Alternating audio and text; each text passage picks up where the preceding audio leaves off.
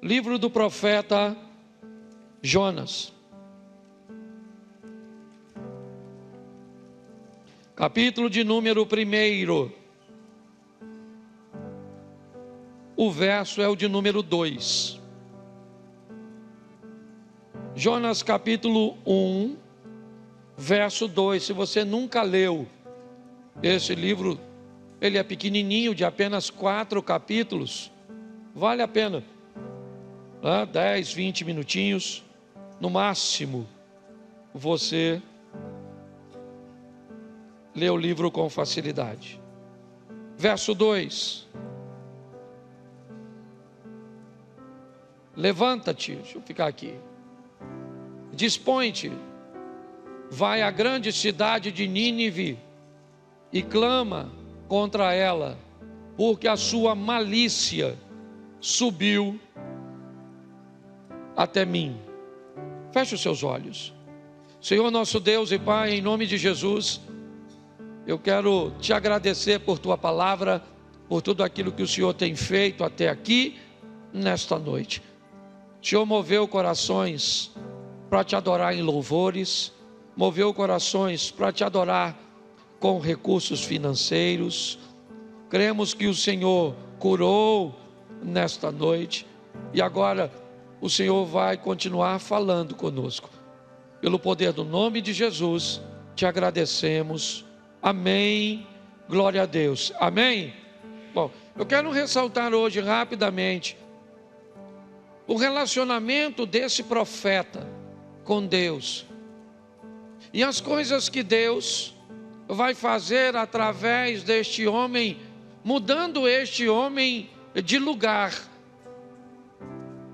Em alguns momentos até parece que o Jonas está tomando algumas decisões erradas, mas nós vamos ver como Deus faz para desempenhar seu desejo, sua vontade, e como Jonas vai mudando de ambiente, e para onde ele vai, Deus vai fazendo coisas no ambiente, mas vai também moldando o seu profeta.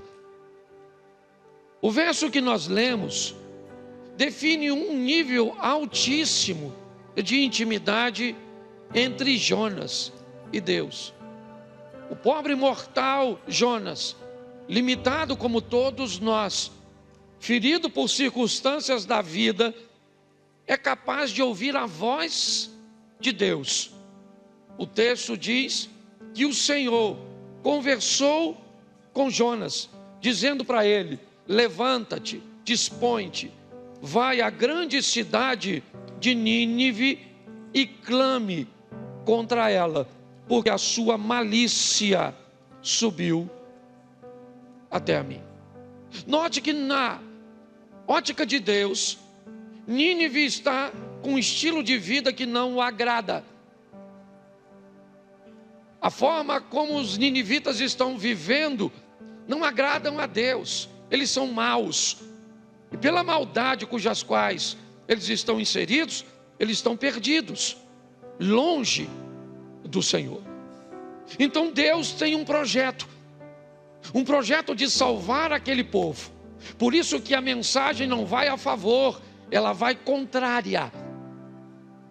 O propósito da mensagem que Deus está orientando Jonas a levar até Nínive é uma mensagem de oposição ao estilo de vida, aos atos, à maneira de viver. O que Jonas vai levar aos ninivitas é uma mensagem que diz: o que vocês estão fazendo não é certo. Vocês precisam, certo? Rever a rota de vocês, a forma de vocês viverem, porque dessa forma vocês estão perdidos. Essa é a ótica de Deus. Na ótica de Deus, os ninivitas não estão vivendo bem, mas olha o alinhamento do profeta com Deus. Na ótica do profeta, Nínive também não merece. O profeta é capaz de concordar com Deus que o estilo de vida realmente não é bom, não é adequado. Alguns defendem alguns motivos, algumas razões pelas quais Jonas não gostaria de estar ali, quer por medo, quer por ter sofrido danos, certo? Em sua casa e a sua família, por ataques dos ninivitas. Mas o que eu quero chamar a sua atenção é que há um alinhamento entre a mente de Deus e a mente do profeta. Deus olha para o povo e diz que o povo está vivendo um estilo de vida incorreto. Jonas enxerga do mesmo jeito. Então eles estão alinhados. Há uma proximidade entre o profeta e entre Deus, entre a mente do profeta e a mente de Deus. Só que a mente de Deus deseja salvar o pecador. Deus quer resgatar os ninivitas, quer levar uma palavra de confronto para eles, para que eles se alinhem. E aí, o relacionamento entre Deus e o profeta começa a enfrentar dificuldades. Porque nessa parte o profeta pensa diferente de Deus. Agora, aquele homem que tem intimidade com Deus, certo? E que ouve a voz do Senhor, que recebe orientações diretas de Deus, que pensa como Deus em algumas ocasiões, agora já não está pensando como Deus. Agora ele discorda de que isso que Deus está mandando ele fazer está certo. Nem sempre nós vamos concordar com o que Deus quer que façamos. É muito bom quando isso acontece, quando há um alinhamento, quando temos a certeza.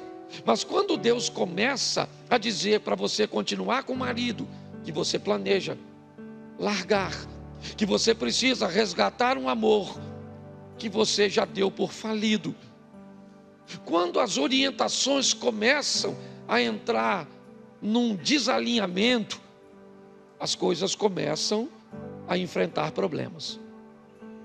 Quando Jonas recebe essa orientação, o verso 3 diz que ele se levanta para fugir da presença de Deus. Jonas se dispôs, mas para fugir da presença do Senhor, para Tarsis. E tendo descido a Jope, achou um navio que ia para Tarsis, pagou, pois, a sua passagem, embarcou nele para ir com eles para Tarsis, para longe da presença do Senhor. Presta atenção agora, porque o profeta está fora de rota. Era para estar indo a Nínive e ele desce ao porto marítimo de Jope. Sua proposta é ir para a Espanha, para Tarsis. Ele então compra uma passagem e entra no barco e vai fazer a viagem. Bom, ele está desobedecendo a Deus, mas ele é servo de um Deus que quer salvar. Jonas não está onde Deus gostaria que ele estivesse, entre aspas. Por quê? Porque Jonas está num ambiente onde tem pecador. E onde tem pecador, Deus quer manifestar a salvação. Posso ouvir um amém? Isso. Por que é que na sua casa tem gente que precisa conhecer o Senhor e você conheceu primeiro? Por que é que no seu bairro, no seu clube, onde quer que seja, certo, tem alguém com um comportamento como o dos ninivitas, um comportamento reprovável, um comportamento que precisa de confronto, mas um comportamento que precisa, certo, que é reprovável, que precisa de confronto, mas que precisa ser feito com o propósito de salvação e não de destruição. A mente do profeta vai precisar mudar, mas vai levar um pouco mais de tempo, porque às vezes mudar um crente é mais difícil do que mudar um descrente, um novo convertido. E nós vamos olhar agora. A história eu acredito que a maioria conhece. Jonas compra uma passagem, entra num barco, desce ao porão, vai dormir e a tempestade vem. Ela começa a arremessar o barco e comprometer a integridade de toda a estrutura. O mestre do navio, o capitão, ele é responsável por tudo, certo? Pela embarcação, por tripulação, por passageiro, por carga. Ele começa a tomar algumas decisões para salvar o barco. Ele quer salvar o barco. Deus quer salvar as pessoas que estão no barco. É isso. Nós temos ali duas preocupações com salvação. Novamente nós temos um homem, o capitão do navio, o responsável, querendo salvar sua propriedade. O que ele quer salvar é sua embarcação. Ele quer salvar também toda a mercadoria que ele transporta. E obviamente quer salvar as pessoas de não morrerem afogadas. Mas há alguém nessa ocasião que está querendo salvar as pessoas. Não simplesmente de morrer afogado, mas de perderem, a oportunidade de estar novamente um dia com Deus em glória. Então, o problema está inserido. Jonas está dentro do barco, a tempestade veio, localizam Jonas e alguém pergunta a ele: quem você é? Identifique-se. De que povo? De onde você está vindo? Que Deus você serve? E Jonas então narra sua experiência do verso 2. Eu estava no local, Deus falou comigo que eu deveria ir para Nínive, mas eu fugi e vim para cá, comprei para fugir, comprei essa passagem para fugir da presença de Deus. Antes um pouquinho disso acontecer, coloca o verso 5, por favor. Então os marinheiros, cheios de medo, clamavam cada um ao seu Deus. Note que a palavra Deus está com letra minúscula, o que descreve que cada um estava clamando aquilo que acreditava que era um Deus para eles. Tá certo? A tempestade está acontecendo e eles começam a clamar cada um ao seu Deus, usando estratégias, quando o capitão viu que não daria para salvar tudo, vamos salvar pelo menos a embarcação e as vidas, vamos criar mais flutuabilidade, deixando o barco mais leve, jogam fora a carga. Tá certo, cada um clama ao seu. Jonas então conta a sua história, tá certo? E o verso 14, põe o 14. Então clamaram ao Senhor e disseram: Senhor, rogamos que não pereçamos por causa da vida deste homem. Preste atenção que agora, aqueles que clamavam no verso 5, cada um ao seu Deus, estão em unidade clamando cada um ao Senhor, ao Deus de Jonas. Quando eles viram o que Deus de Jonas era capaz de fazer com um homem, a força que era capaz de tratar um desobediente, desalinhado com ele, eles deixam o verso 5, vão para o verso 14, cada um agora clamando ao Senhor. Então note que há um movimento dentro daquele barco, que o verso 16 põe para a gente, por favor.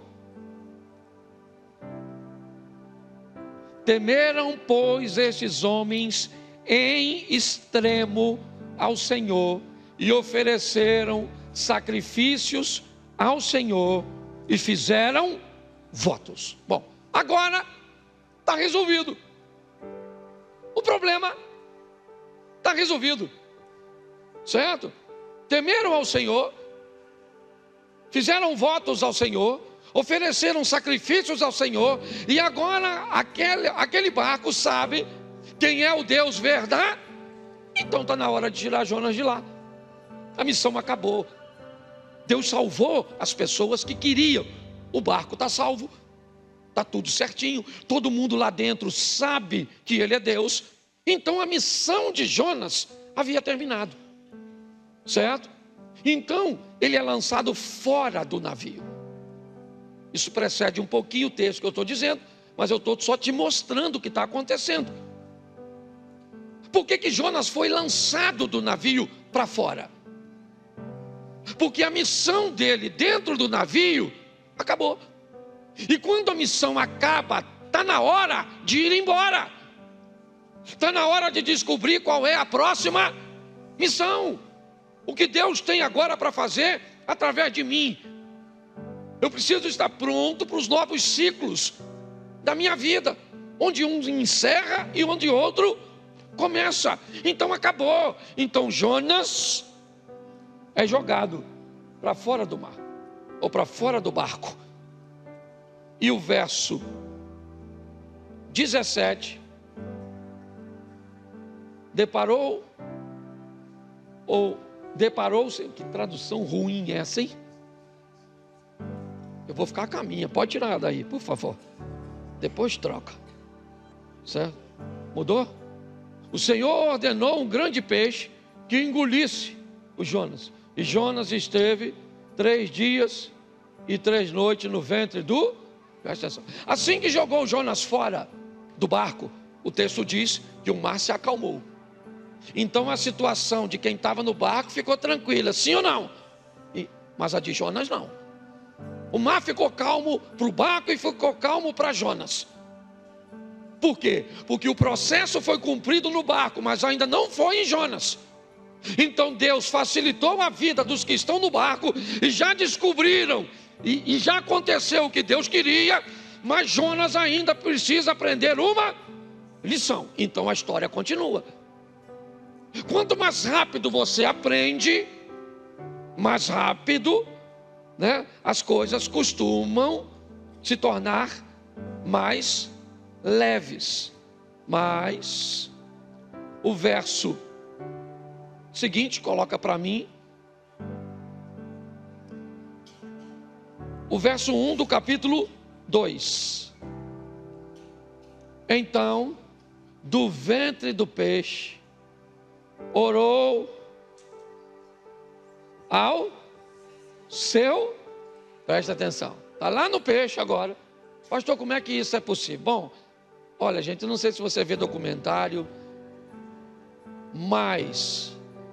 de um peixe hoje, é comprovado cientificamente que tem como engolir um ser humano. Como esse ser humano ficaria vivo lá dentro? Aí é Deus. Mas engolir, você viu esse dia o cara no Chile? Engoliu com caiaque e tudo.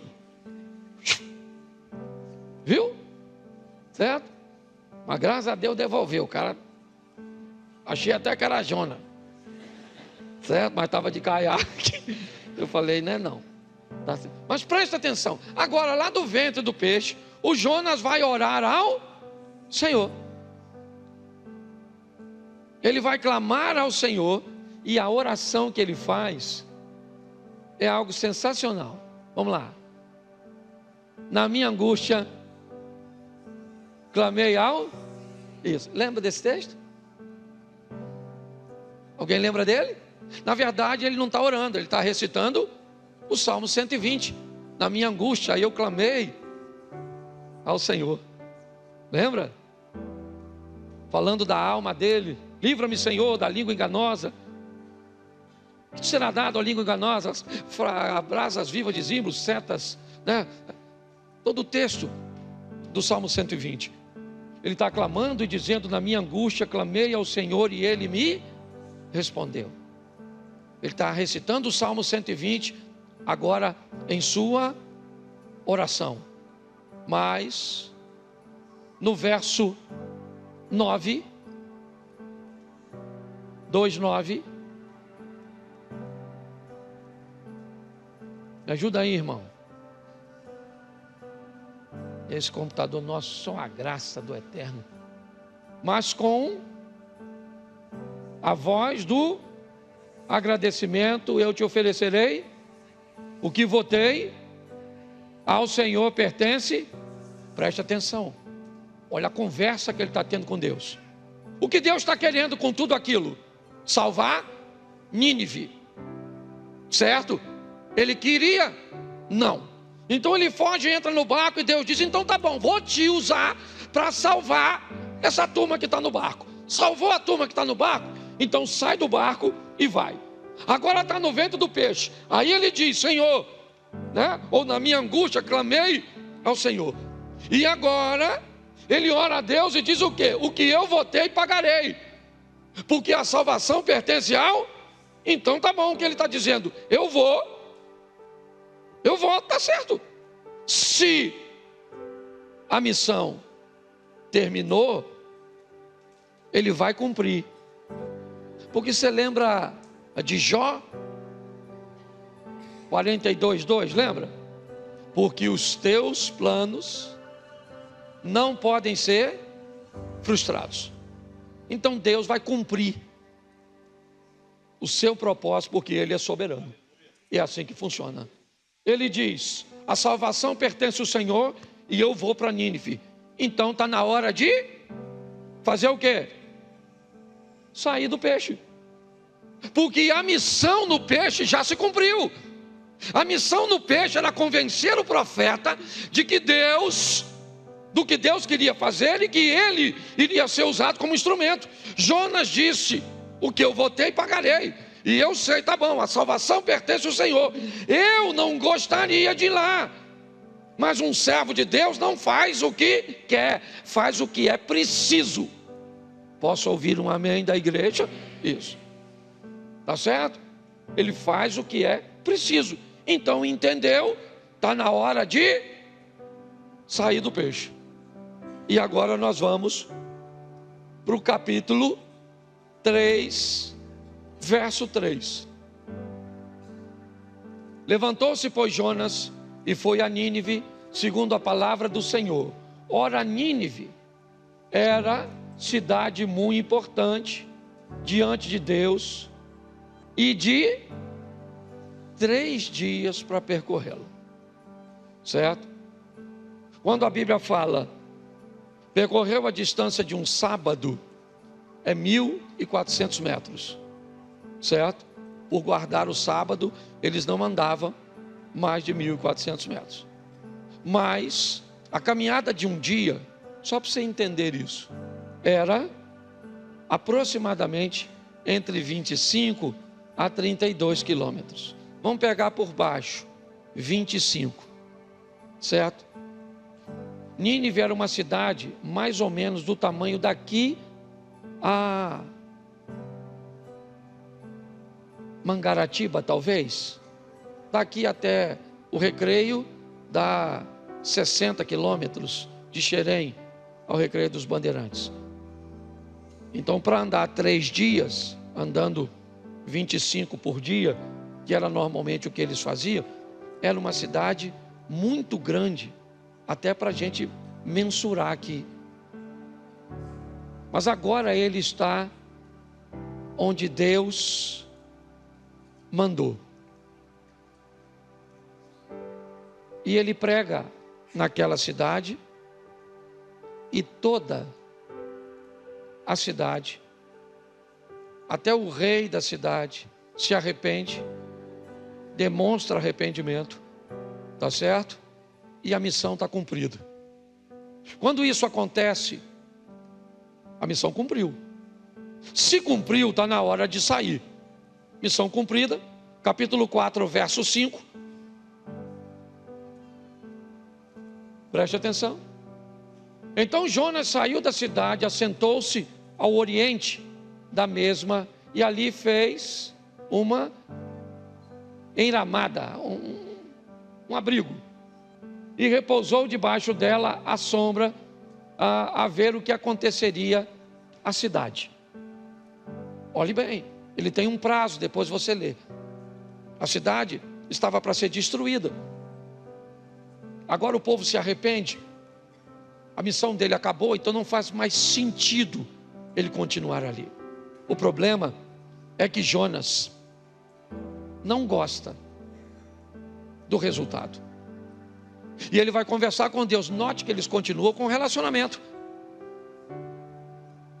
Jonas não está afastando do Senhor porque não concorda com isso, porque não concorda com aquilo, porque Deus mandou a fazer isso, porque eu sou a favor de dízimo, eu sou a favor disso, eu sou a favor daquilo outro, porque o outro pecou, porque o outro caiu, porque o outro...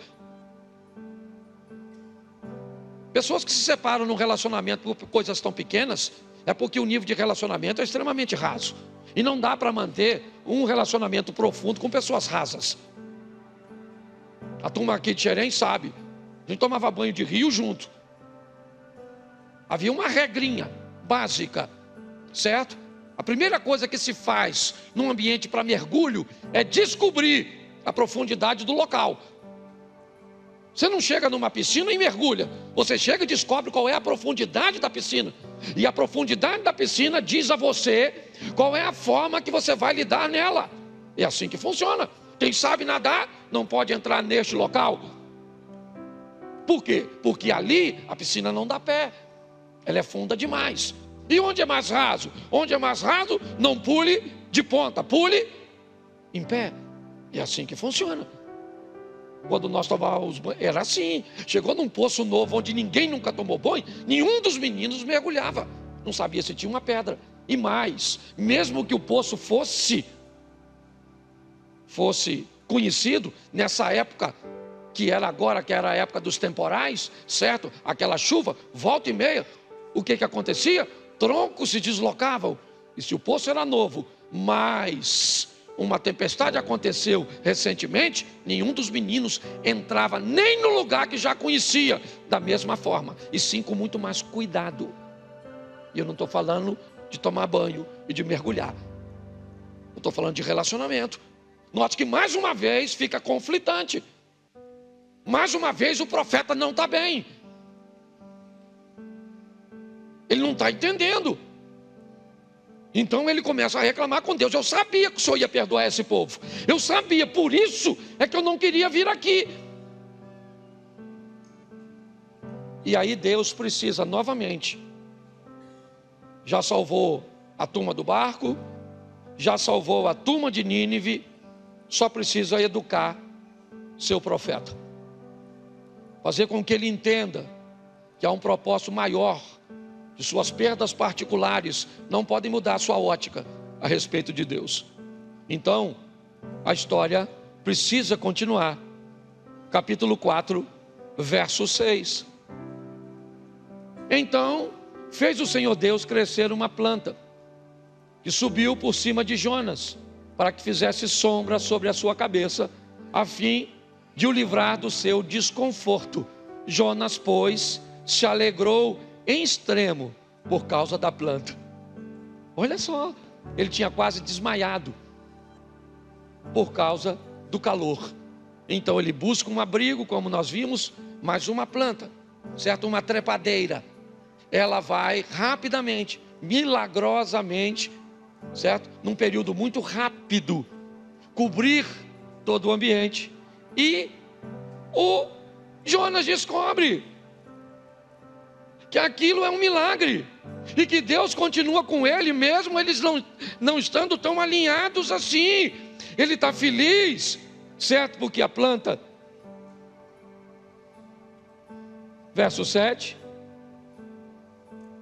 mas Deus no dia seguinte, na manhã, ao subir da alva, enviou um verme, o qual feriu a planta, e esta secou. Agora o Jonas ficou bravo. Note que hora ele está feliz, hora ele está bravo, hora ele está afim, hora ele não está. Está lembrando de alguém? Deu para lembrar? Tem hora que as coisas estão boas, tem hora que não estão, tem hora que a notícia é favorável, tem hora que não quer, tem hora que você vai para o céu, tem hora que você fala que o inferno talvez seja melhor. Tem hora que... Você consegue entender? Agora, a felicidade de um dia vira tristeza no outro, porque a planta morreu. Ai, Jonas. Deus vai conversar com ele, porque Deus quer mostrar para ele que ele está preocupado com a morte de uma planta, mas não se preocupa com a morte de vidas. Então, põe aí o verso seguinte, E descendo o sol, Deus mandou um vento que bateu na cabeça de Jonas, de maneira que desfalecia, pelo que pediu para si dizendo que melhor é do que. Aí quem é que vem? O terapeuta. Então perguntou Deus a Jonas: é razoável essa tua ira por causa da planta? Ele respondeu: é razoável a minha ira até a morte. Note que ele está nervosinho, conversando com Deus. E aí Deus falou: você tem compaixão da planta que não custou seu trabalho? Ele falou: quem criou a planta fui eu, então quem mata a planta sou eu, o qual não fizeste crescer, e numa noite. Isso parece um texto do Novo Testamento, lembra? Lembra quando Deus falando sobre a glória de Salomão? Os lírios do campo que hoje e amanhã, certo? Olha só, numa noite nasceu e numa noite pereceu. Verso 11: não hei eu de ter compaixão de uma grande cidade de Nínive, em que há mais de 120 mil pessoas que não sabem discernir entre a mão direita e a mão esquerda, e também muitos animais. Vamos lá?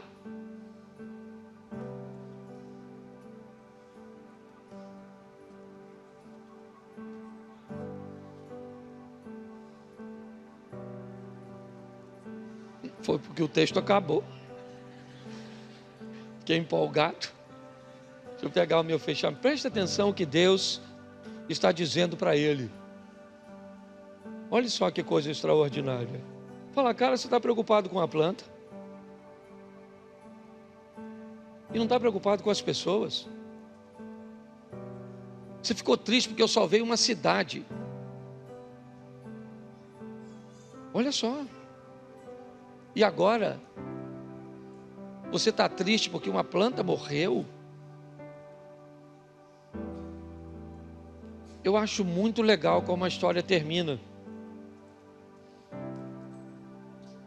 Porque provavelmente Deus e Jonas tiveram outros embates, outras histórias que não bateu, outros momentos que Jonas não entendeu. Mas o relacionamento entre Jonas e Deus não terminou porque ele não entendeu. Não terminou porque o desfecho não foi o que ele gostaria que fosse. Jonas entendeu que por onde ele passava o propósito era o mesmo: salvar pessoas. Aqui na igreja o propósito é salvar nas pessoas. Você vai sair daqui, vai fazer um lanche, vai tomar um sorvete, vai fazer alguma coisa. Ali fora o propósito é salvar pessoas. As pessoas que estão lá no estacionamento, estão trabalhando, não é guardando carros, é salvando pessoas. As pessoas que estão ali na recepção, elas não estão segurando uma placa, não. O que elas estão fazendo? Elas estão salvando pessoas. O pessoal que está aqui cantando e ministrando, o que eles estão fazendo? Salvando pessoas, salvando pessoas, salvando pessoas. Já já o culto termina. Para onde nós vamos? Para outro lugar, talvez o barco, talvez Nínive, eu não sei. Mas onde estivermos, na escola, no trabalho, no clube, na vizinhança, o que nós devemos estar fazendo? Salvando pessoas, levando pessoas a conhecerem ao Deus que você conhece. Quem são essas pessoas? Todas elas. As que você gosta e as que você não gosta. As que você acha que merece e as que você acha que não merece. A salvação é para todos.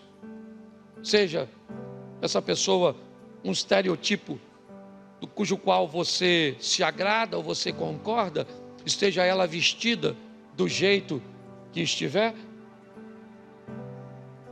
se ela está sóbria, se ela está dopada, se elas mantêm relacionamentos heterossexuais ou homoafetivos, se elas são de direita ou de esquerda, se são políticos ou empresários, Qual é a diferença que isso faz para você, Jonas? Talvez muita. Para Deus, nenhuma. Desde que uma mensagem de confronto seja lançada, desde que um arrependimento venha a ser trazido pelo mover do Espírito Santo, desde que uma conversão se estabeleça e desde que as crises vividas nesse processo não nos afastem de Deus. Essa ausência nossa de entendimento da totalidade, que faz com que eu não queira que aconteça assim, eu não concordo com aquilo, reclamo de uma coisa, mas tolero outra, certo? Como diz a Bíblia, eu vou coar um mosquito e vou engolir um camelo, deixo passar algo grande, mas vou apontar defeitos pequenos. O processo é salvar pessoas. E quem ele vai usar? Eu e você. Porque Jonas, ele não está mais aqui. Nínive também não. Aqui é Mantiqueira, Xerém, Santa Cruz da Serra, Figueira, Saracuruna. Aqui é Duque de Caxias, é Nova Iguaçu. Aqui é o Rio de Janeiro. É assim que funciona. São as pessoas que precisam ser alcançadas. Assim que eu cheguei na igreja, hoje, uma menina me chamou: pastor, eu preciso falar com o senhor. E é particular, estava quase para terminar o culto, para começar o culto. Eu falei: pode ser aqui? Ela falou: pode. Ela me levou no cantinho e disse: eu preciso falar com o senhor. Porque no último culto eu aceitei Jesus, mas não fui lá na frente. O senhor pode orar por mim, porque eu estou recebendo Jesus. E alguém recebeu Jesus antes do culto começar. Porque Deus é quem salva. Então eu não sei o que você veio fazer hoje aqui. Talvez só ouvir uma palavra. Nem todo mundo encontrou Jesus no mesmo dia. Mas talvez você tenha sido trazido hoje aqui. Porque esse é o barco, eu sou o Jonas. E talvez hoje você faça parte da tripulação. Talvez você hoje seja um passageiro. Talvez hoje para você não seja Nínive, ou não seja o barco, seja Nínive, e você seja um ninivita. Que Deus usou o louvor, a oferta, a palavra, para alcançar você. Obedecer a Deus é um passo crucial para vivermos uma vida plena e bem-sucedida. Quando seguimos seus comandos, podemos ter a certeza de que Ele nos guiará para o lugar onde precisamos estar e nos dará o que precisamos para cumprir a sua missão. No entanto, nem sempre a obediência é fácil. Às vezes, como o profeta Jonas, somos chamados para realizar algo que não entendemos ou que não queremos fazer.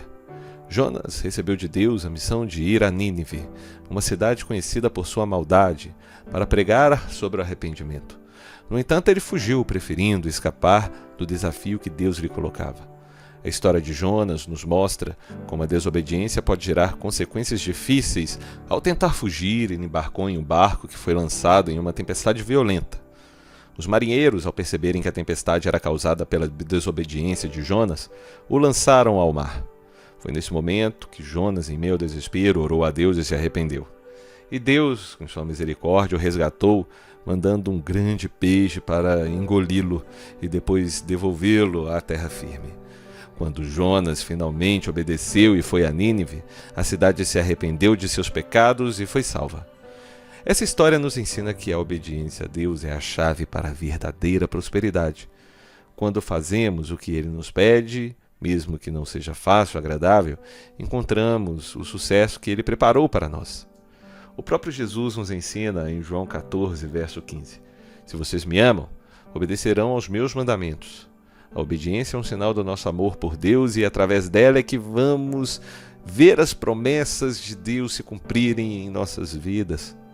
Hoje eu pergunto a você: você tem obedecido à direção de Deus para a sua vida, mesmo quando não entende o porquê? Então, é hora de obedecer ao Senhor, não é verdade? Eu espero que essa mensagem tenha sido edificante para você. Eu peço que você deixe aí nos comentários como Deus tem falado contigo e que você compartilhe essa mensagem com mais pessoas para que as palavras que nós compartilhamos com você possam ser usadas pelo Senhor, para que mais gente seja edificada aí pela palavra de Deus. Amém? Também eu peço que você se inscreva no canal, ative as notificações para não perder nada, caso você não seja inscrito, né? E também eu peço para que você deixe aí o seu like. Um grande abraço, que Deus te abençoe, até breve.